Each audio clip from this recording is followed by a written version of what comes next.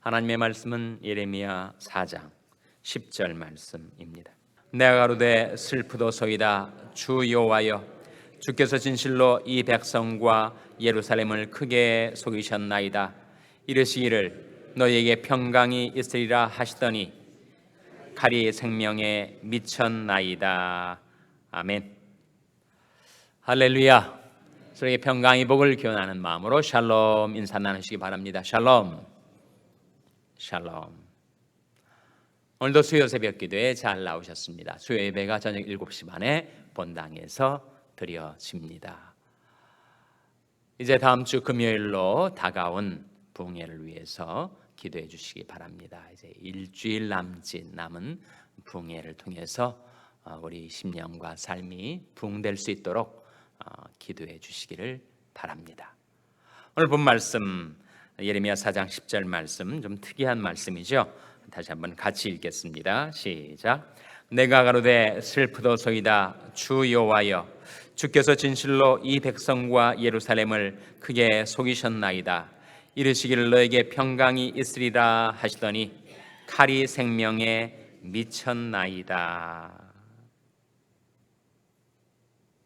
누가 하는 말이죠? 예레미야 선자가 하는 말입니다. 누구한테 하는 말이에요?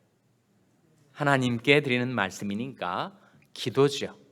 예레미야의 기도가 예레미야서에 종종 나타나는데 예레미야가 왜 이렇게 기도했을까? 슬프도소이다. 예레미야의 기질이 좀 우울질이 있었나? 우울증에 빠졌었나? 예레미야는 정말 눈물이 선지자라고 일컬어질 정도로 자기 백성들의 고통, 슬픔에 동참했었던 그런 선지자였죠. 그런데 이 말씀이 특이한 것은 예레미야가 기도하면서 하나님께 하나님이 우리를 속이셨습니다. 그렇게 기도를 하고 있는 거죠. 하나님이 거짓말 하실 수가 있는가? 성경은 하나님이 하실 수 없는 것, 하나님이 아무리 전지전능하시지만 하실 수 없는 것이 한 가지가 있다라고 말하고 있는데 뭘 못하시죠? 거짓말을 못하십니다. 하나님은 진리 하나님, 진실하신 하나님이셔서 하나님은 전능하시지만 거짓말은 하실 수가 없으신 하나님이신데 예레미야는 하나님께 대면하여 이렇게 외람되게 들리는 이런 기도를 어떻게 드릴 수가 있는가? 하나님이 이 백성과 예루살렘을 크게 속이셨나이다. 어떻게 속였다는 거예요? 너에게 평강이 있으리라 하시더니 칼이 생명에 미치지 않았습니까?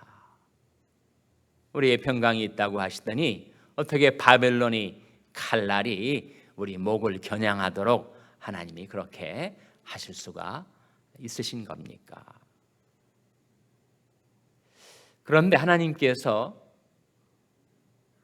예레미야를 통해서 평강이 있으리라고 이스라엘 백성에게 말씀하신 바가 없었죠. 물론 계속 이스라엘 가운데는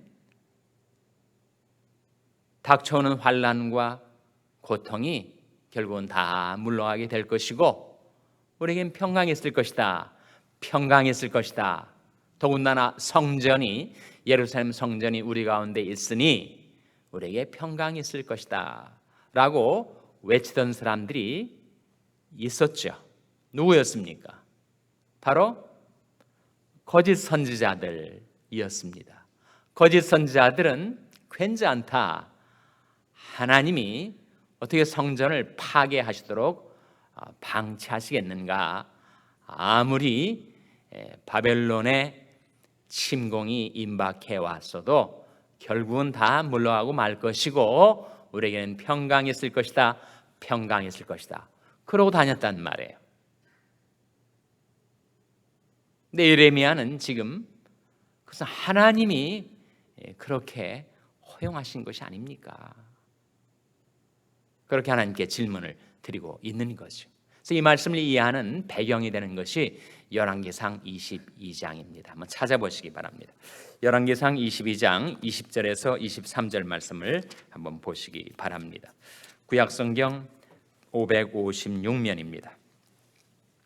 구약성경 556면 예레미야 열왕기상 22장 20절에서 23절까지 말씀을 한번 보도록 하겠습니다.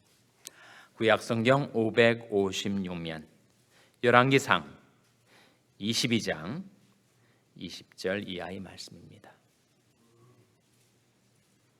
잘 안 찾아지시죠? 자, 구약성경 556면 열왕기상 22장 20절 이하의 말씀. 20절에 이런 말씀이 나옵니다. 여호와께서 말씀하시기를 누가 아합을 꾀어 저로 길랏 라못에 올라가서 죽게 할꼬 하시니 하나는 이렇게 하겠다 하고 하나는 저렇게 하겠다 하였는데, 지금 이 장면이 어떤 장면이냐 하면 하늘의 어전회의입니다. 하나님이 만왕의 왕이시니까 그 하늘의 어전회의가 열려서 하나님이 보좌에 앉으시고 거기에 많은 천군 천사들, 영들이 모여 있는데 그 어전회의에서 도대체 이 아합이라는 이 악한 왕을 어떻게 심판할 것인가 하는 주제로 어전회의가 열린 거예요. 그래서 19절 말씀해 보시면 미가야 가로되 그런즉 왕은 여호와의 말씀을 들으소서. 내가 보니 여호와께서 그 보좌에 앉으셨고 하늘이 만군이 그 좌우편에 모시고 서 있는데, 어전회의의 장면을, 그 천상의 한 장면을 이렇게 열어 보여주고 있는 대목이죠. 네, 20절 말씀에 여호와께서 말씀하시기를 누가 아합을 꾀어 저로 길랏 라못에 올라가서 죽게 할꼬 하시니 하나는 이렇게 하겠다 하고 하나는 저렇게 하겠다 했는데, 이 하나하나는 뭘 가리켜요? 영들을 가리킨단 말이죠. 21절에 한 영이 나와 여호와 앞에 서서 말하되 내가 저를 꾀이겠나이다. 여호와께서 저에게 이르시되 어떻게 하겠느냐 가로되 내가 나가서 거짓말하는 영이 되어 그 모든 선자의 입에 있겠나이다. 여호와께서 가라사대 너는 꾀이겠고 또 이루리라. 나가서 그리하라 하셨은즉 이제 여호와께서 거짓말하는 영을 왕의 이 모든 선자 입에 넣으셨고 또 여호와께서 왕에게 대하여 화를 말씀하셨나이다. 그러니까 미가야라는 선자가 아왕을 대면해서 지금 왕이 지금까지 행했던 모든 하나님 앞에 악행과 범죄로 인하여 심판을 받게 될 터인데, 지금 평강이 있을지어다 평강이 있을지어다라고 외치던 모든 거짓 선자들은 사실은 거짓의 영이 그 입에 임해서 왕을 꾀이고 속이고 그리고 마침내 심판하기 위하여 진행된 일인 겁니다. 그렇게 미가야 선자가 아합왕에게 말을 한 것입니다. 그래서 이 하늘의 어전회의 장면을 보면 거짓 선지자의 입에 임한 거짓의 영, 그 거짓의 영으로 인하여 나타난 모든 거짓 예언들, 그것도 결국은 하나님이 허용하셔서 이루어진 일이 아닌가. 이런 배경에 근거해서 우리는 예레미야의 이 기도를 이해할 수가 있는 거죠. 그러니까 바벨론 침공을 앞두고 거짓 선자들이 계속 평강이 있을 것이라고 외쳤던 그 메시지에 이 백성들이 다 속은 것이 아닙니까?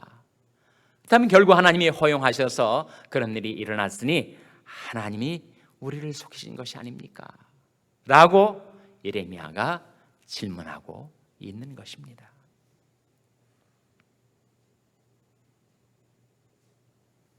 예레미야의 이 질문은 정말 외람되고 어떻게 보면 불경하게 들리죠. 그러나 그런 자신의 문제를 예레미야가 지금 부족한 가운데서도 한 가지 잘한 것은 자기가 가지고 있는 그 문제, 아무리 생각해도 해결되지 않는 이 질문을 하나님께 가지고 나온 것입니다. 자기가 바라볼 때 이것은 분명 하나님이 신실하지 못하게 행하신 것이어서 하나님을 향하여 불평하고 원망하는 대신 이 문제를 직접 하나님께 가지고 나와 아뢰는 거죠. 그것이 우리가 한 가지 예레미야의 기도의 자세에서 본받을 일입니다. 우리가 인생을 살다 보면 도저히 납득이 안 가고 해석이 안 되는 문제들이 생기죠. 어떻게 이럴 수가 있는가? 왜 절대 주권을 가지시고 전지전능하신 하나님께서 이런 일을 발생하도록 허용하셨을까? 물론 내가 다 알지 못하는 permissive decree, 허용하시는 뜻이 있겠지만 그런 납득이 안 가는 이 문제로 인해서 우리는 하나님을 향하여 불평하고 원망할 때가 있다는 거예요. 예레미야도 슬프도소이다 라고 말할 정도로 그의 마음, 그의 심성에서는 납득이 안 가고 풀리지 않는 이 문제로 인해서 답답하고 괴롭고 불평과 원망이 나올 수가 있었겠지만 그는 그 문제를 하나님께 직접 가지고 나와 아뢰고 있는 것입니다. 시편의 기도들이 그런 기도들이 많지 않아요? 자기 자신의 인생에 있어서나 또한 다른 사람이 인생에서 세상에서 진행되는 일들에 대해서 도저히 이것은 납득이 안 갑니다 하는 문제를 직접 하나님께 가지고 나와 하나님께 불평도 해대고 질문도 해대고 하나님과 따지듯이 묻고 있는 시편의 기도들을 우리가 발견하게 됩니다. 그러라는 거죠. 하나님의 백성들이 아무리 스스로의 지혜와 지성으로 풀려고 했으나 해결되지 않는 문제가 있을 때 그렇다고 불평하고 원망하고 낙심하고 절망하지 말고 그 문제를 하나님 앞에 가지고 나오라. 나와서 하나님께 질문을 드리라 라고 하는 도전을 우리가 역설적으로 예레미야의 기도를 통해서 받게 되는 것입니다. 그러나 아합의 케이스도 그러하고 지금 바벨론의 칼날이 이스라엘의 목을 겨냥하고 있는 이래도 그러하고 하나님께서 그러한 평강의 메시지, 거짓 선지자들의 메시지를 허용하신 것은 너무 시대가 악해가지고 아합이 너무 악한 왕이었습니다. 예레미야 시대의 백성들이 너무 악해 있기 때문에 결국은 그것도 하나님의 심판의 방편이 된 것이죠. 성 어거스틴이 그런 말을 했습니다. 죄인에게 임하는 첫 번째 심판은 그 죄인으로 하여금 그 죄를 짓도록 허용하는 것이다. 그래서 결국 예레미야가 인간적인 눈으로 자신의 마음을 그대로 솔직하게 하나님께 표현할 때는 하나님, 이것은 하나님께서 우리를 속이신 것이 아닙니까? 라고 대들듯이 기도하고 있지만 그러나 예레미야가 깨닫게 되죠. 그것은 다 나와 우리 백성의 범죄로 인한 하나님의 공의로우신 심판입니다 라고 결국 그가 깨닫고 하나님의 메시지를 증가하게 되는데 그 과정 속에서의 기도, 그의 심경의 일단을 그대로 필요한 것이 이 말씀 속에 나타나 있는 거죠. 그럼 하나님은 전지전능하시지만 하나님이 하실 수 없는 것 한 가지, 그것은 거짓말입니다. 하나님은 우리를 속이실 수가 없어요. 하나님은 진리의 하나님이시기 때문에, 하나님은 진실하신 하나님이시기 때문에 성경이 증가하는 위대한 하나님에 대한 계시가 우리 하나님은 신실하시도다 입니다. 신명기 7장 9절 말씀 한번 찾아보시기 바랍니다. 신명기 7장 9절 말씀을 한번 찾아서 같이 읽겠습니다. 신명기 7장 9절 말씀은 구약성경 273면입니다. 구약성경 273면 신명기 7장 9절 말씀 우리 찾아서 같이 읽겠습니다. 구약성경 273면 신명기 7장 9절 말씀 같이 읽겠습니다. 시작. 그런즉 너는 알라 오직 내 하나님 여호와는 하나님이시요 신실하신 하나님이시라. 그를 사랑하고 그 계명을 지키는 자에게는 천대까지 그 언약을 이행하시며 인애를 베푸시되. 이 말씀 속에 내 하나님 여호와는 오직 내 하나님 여호와는 하나님이시요 신실하신 하나님이시라. 오늘 예배가 시작되면서 낭독되었던 말씀, 여호와의 자비와 긍휼이 무궁하심으로 우리가 진멸되지 아니함이니이다. 이것이 아침마다 새로우니 주의 성실이 크도소이다. 주의 성실이 크도소이다. 우리 하나님은 신실하신 하나님, 진실하신 하나님, 우리 약속하시면 그 약속을 꼭 기억해 두셨다가 하나님이 때 하나님의 방법으로 반드시 실행하시는 하나님. 그 점에 있어서 하나님과 우리 인간은 다르죠. 우리는 시건을 잘 합니다. 약속을 해놓고 이행을 안 할 때도 있고 못할 때도 많이 있죠. 하나님은 인생이 아니시니 시건치 않으시고 인자가 아니시니 후회가 없으시도다. 어찌 그 말씀하신 바를 행치 않으시며 하신 말씀을 실행치 않으시랴. 우리 하나님은 신실하신 하나님. 하나님은 우리에 대해서 영원히 진실함을 지키시는 하나님입니다. 제가 참 좋아하는 말씀인데 시편 146편 6절을 한번 보세요. 거기에 우리 하나님의 특성이 그렇게 표현되어 있습니다. 시편 146편 6절 말씀입니다. 구약성경 908면 구약성경 908면 시편 146편 6절 말씀 우리 찾아서 한번 같이 읽겠습니다. 시편 146편 6절 말씀 같이 읽겠습니다. 시작. 여호와는 천지와 바다와 그 중에 만물을 지으시며 영원히 진실함을 지키시며. 하나님은 무엇을 지키신다고요? 영원히 진실함을 지키시는 하나님. 그래서 우리에 대해서 신실하세요. 우리에 대해서 약속을 하시면 우리는 약속을 해놓고도 잊어버릴 때가 많지만 하나님은 그 약속을 항상 기억하고 계십니다.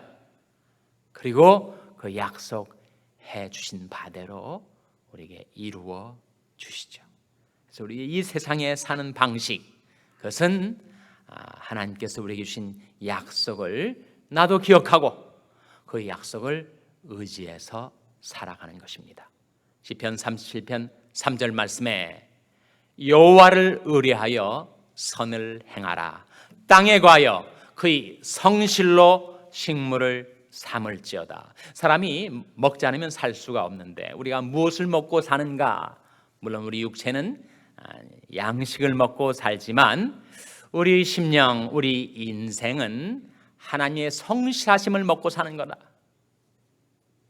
땅에 관하여 그의 성실로 식물을 삼을지어다.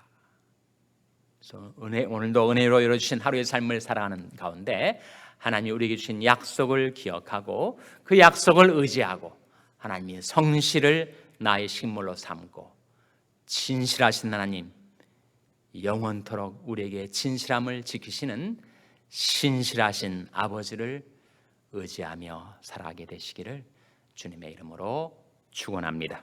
기도하시겠습니다. 오늘 말씀 기억하며 하나님, 제디 하나님의 신실하심을 의지하여 날마다 살게 해주시옵소서. 기도하시기 바랍니다. 우리 자녀들을 위해서 기도할 때 하나님, 저희 자녀들에게 아버지 하나님의 신실하심을 나타내 주시고 날마다 의지하며 살게 해주시옵소서. 기도하시기 바랍니다. 병상에 있는 연약한 지체들을 위해서 기도하실 때 하나님, 생명의 성령의 능력으로 저들을 소생시켜 주시옵소서. 위하여 기도해 주시기 바랍니다. 우리 샬롬 교회가 신실하신 하나님 의지함으로 진정 평강을 누리며 평강을 전하며 행하는 교회가 되게 해달라고 기도해 주시기 바랍니다. 여러분의 생업을 위해서 기도하시고 샬롬 장애인 선교회 박모세 목사님을 위해서 기도해 주시기 바랍니다.